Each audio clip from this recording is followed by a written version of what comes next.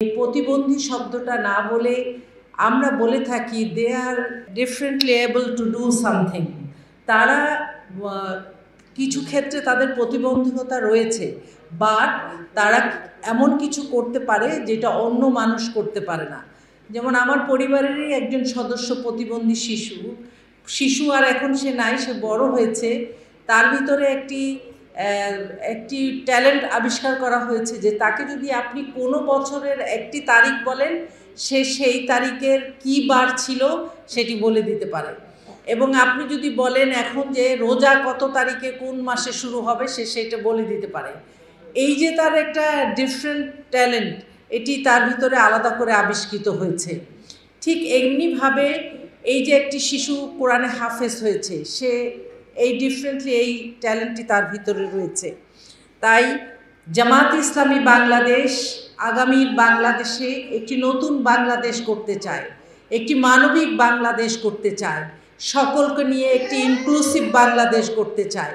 সেই উদ্যোগকে সামনে রেখেই, সেই পরিকল্পনাকে সামনে রেখেই আজকের এই আয়োজন। আমরা বলতে চাই যে এই দেশের অসহায়, গরিব, দরিদ্র এবং বিশেষ সুবিধা বঞ্চিত ব্যক্তিরা বা শিশুরা সকলেই আমাদের সন্তান, আমাদের সমাজের অংশ, আমাদের পরিবারের অংশ। তাদেরকে বাদ দিয়ে একটি সমাজ তৈরি হতে পারে না। তাদেরকে অবহেলা করে আমরা সামনে এগিয়ে যেতে পারবো না। তাই জামাত ইসলামী বাংলাদেশ চায় তাদের জন্য আলাদা করে কোনো কিছু করতে, তাদের জন্য আলাদা কিছু ব্যবস্থা নিতে, বা তাদেরকে যেভাবে সমাজের অংশ করে, যেভাবে তাদেরকে কাজে লাগিয়ে এই সমাজ উপকৃত হতে পারে, ব্যক্তি মানুষ উপকৃত হতে পারে, সেই চেষ্টা করা।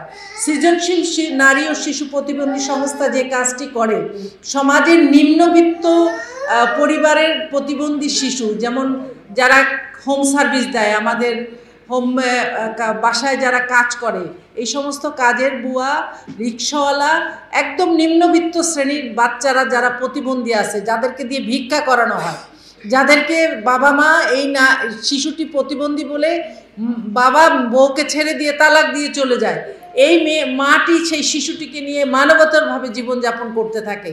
সে যে কাজ করতে যাবে, এই বাচ্চাটা রাখার জায়গাও সে পায় না। সৃজনশীল প্রতিবন্ধী সংস্থা সেই সমস্ত শিশুদেরকে ডে কেয়ার করে তাদেরকে রাখার ব্যবস্থা করে এবং স্পেশাল নিডের কারণে তাদের যে থেরাপি দরকার, সেই থেরাপিটির ব্যবস্থা করে। পাশাপাশি তাদের যে ভিতরে ইন্টারনাল যে ট্যালেন্টটি আছে, সেটিকে বাহির করে এনে তাদেরকে সেই কাজে দক্ষ করে সামনের জীবনে সে যেন একজন দক্ষ মানুষ হিসেবে গড়ে উঠতে পারে, সেই চেষ্টাটি করে। এই জন্য যে শিশুটি যে কাজে দক্ষতা পাওয়া যায়, তাকে সেই কাজটি করানোর জন্য চেষ্টা করে থাকে। তাই আমি বলতে চাই, জামাত ইসলামী বাংলাদেশ আগামী নতুন বাংলাদেশ গড়ার জন্য এই জুলাই অভ্যুত্থানের পরে এই রক্তক্ষয়ী এক যুদ্ধের মাধ্যমে যারা জীবন দিয়েছে, যাদের রক্তের উপর দাঁড়িয়ে আজকে আমরা এখানে কথা বলছি, যে সমস্ত ভাইয়েরা হাত পা চোখ হারিয়ে পঙ্গুত্বের জীবন বরণ করেছেন, তারা তো এই জন্য জীবন দেননি শুধুমাত্র ক্ষমতার হাত বদল হবে আর একটি নির্বাচনের মাধ্যমে নতুন শাসক প্রতিষ্ঠিত হবে, বরং তারা জীবন দিয়েছিল এই দেশটির পরিবর্তন হবে। এই যে প্রতিষ্ঠিত দুর্নীতি, চাঁদাবাজ, টেন্ডারবাজের যে সমাজ, সেটির পরিবর্তন হবে একটি নতুন বাংলাদেশে রূপান্তরিত হবে। এই বাংলাদেশ তৈরি হবে একটি মানবিক বাংলাদেশ এবং সকলে মিলে আমরা গড়ে তুলব নতুন একটি সম্ভাবনাময় বাংলাদেশকে। আল্লাহ আমাদের সেই তৌফিক দান করুন এবং আগামী ত্রয়োদশ নির্বাচনের, জাতীয় সংসদ নির্বাচনে আমি বলতে চাই যে আমরা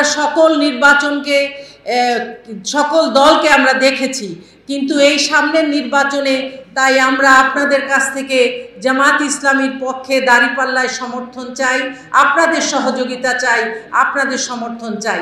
আপনাদের সহযোগিতা সমর্থন পেলে ইনশাল্লাহ জামাত ইসলামী বাংলাদেশ আগামীতে একটি নতুন বাংলাদেশ গড়তে পারবে, যে বাংলাদেশ হবে একটি ইনক্লুসিভ বাংলাদেশ, যে বাংলাদেশ হবে সকলকে নিয়ে একটি বাংলাদেশ, একটি মানবিক সৌজন্যপূর্ণ বাংলাদেশ। আল্লাহ আমাদের সেই সুযোগ করে দেন। আপনাদের সকলের সহযোগিতা চাই। আসসালামু আলাইকুম ওয়া রাহমাতুল্লাহ।